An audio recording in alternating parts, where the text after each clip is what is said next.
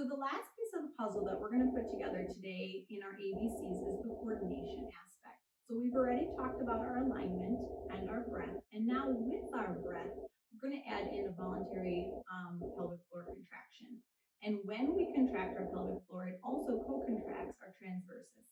This is what is called a core breath, and it's the very foundation of what we're going to build upon. So everything that we're going to do from here on out, it's going to start with voluntarily contracting our pelvic floor, and over time it's going to become automated.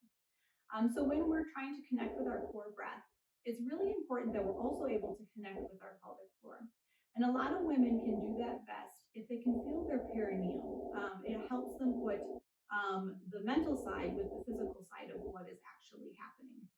And so you might connect with it best sitting on a ball like this, sitting up tall, pelvis in neutral with a little pressure on your perineum. You might also connect with it best if you're lying supine on the floor. And so you might be down on your back like this.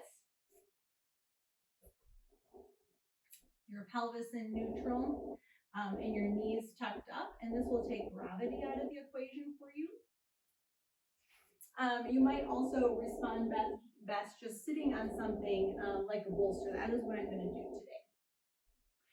And so if you don't have a bolster at home, this is just a yoga bolster, but if you don't have one, you can also just use a pillow or a pool noodle. And then another position actually that women might identify with is child's pose. That's a little bit of stretch on the perineum as well. And so what you're going to do is you're going to find a position that's comfortable and you can feel your perineum underneath you. And so what we're going to do first is we're going to check in that we're in alignment. And so I want to be up tall, my head stretching up to the ceiling through the string, shoulders relaxed, ribs relaxed, and my pelvis in neutral. Once I know that I'm in alignment, I'm going to take a second to connect with my breath.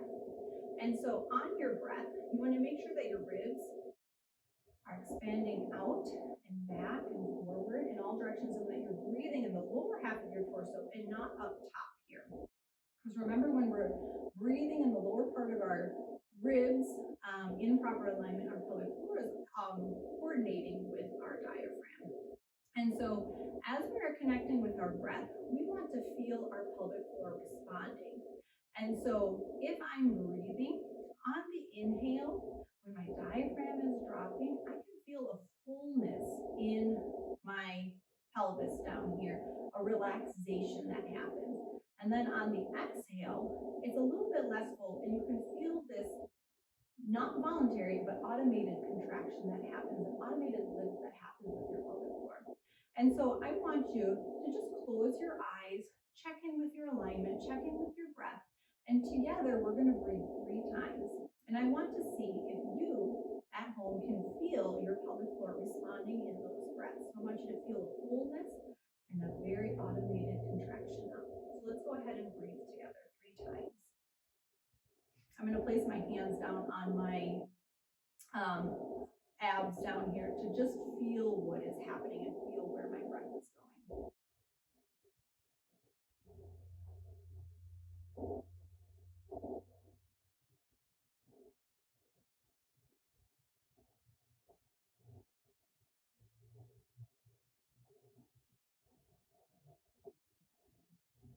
Even just doing that right now, I can feel that I'm holding a little bit of tension in my core. I too need to just relax the upper body and truly feel that breath in and out of my body. So, but once you can feel your pelvic floor relaxing and contracting, feel that fullness coming and going, now we're going to add in the voluntary contraction. And to do this, you can just voluntarily contract, but I want to make sure that the movement is in the right direction.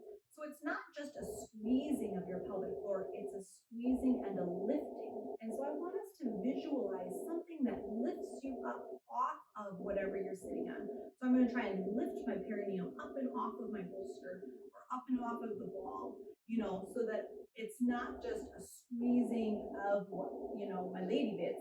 It's actually a lifting as well. And that part of the contraction is often what women miss when they're doing pelvic floor contraction.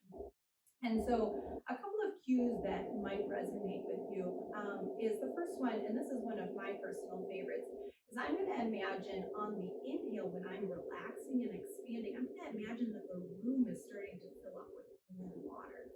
And as I start to exhale and lift my pelvic floor, I feel that cold water coming up my legs. And on the exhale, I want those lady bits up and out of the cold water. So let's try that one here together. So we're going to breathe in. And the cold water is coming up. And get it up and out of the cold water. Get your perineum and your vagina and your anus up and out of the water. Another one that some women really connect with is a jellyfish.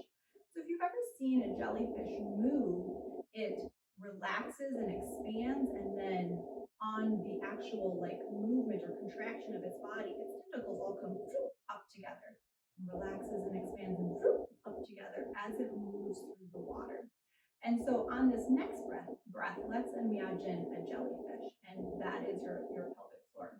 So you're going to breathe in, inhale and expand, and on the exhale, your jellyfish is going to start moving. Inhale and expand, and then on the exhale, your jellyfish is moving along. For this next breath, we're going to imagine that we're sitting on a blueberry or a marble, something small underneath your perineum. And as you exhale, you're going to work with your vagina and your anus, and you're going to try and pick that up and pull it inside of your body. And so you're going to inhale to expand, feel a fullness in your perineum, and on the exhale, you're going to gently pick up that blueberry, gently pick up that marble, and let's do it again. Inhale to expand, and gently pick that up and off of your bolster. Some other cues that you might have is trying to pull a tampon inside of your body. There's a lot of different cues out there, and as we go through different exercises and different movements and different workouts, I'm going to continue to cue you with some different ones. But if there's something that you identify with, I want you to use that. And so the motion that you want is on the inhale, you want to relax and expand your body onto and over whatever you're sitting on. And then on the exhale, you want to contract your pelvic floor. You want to contract it and lift up into your body. And then expand and lift up into your body.